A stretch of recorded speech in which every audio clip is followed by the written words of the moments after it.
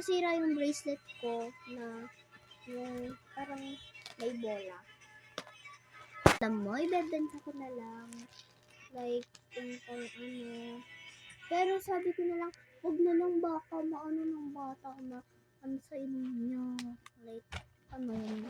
Yung bola na lang ibebenta ko. Kaso lang, nilagay ko lahat dito para remembrance. Tapos, ayan.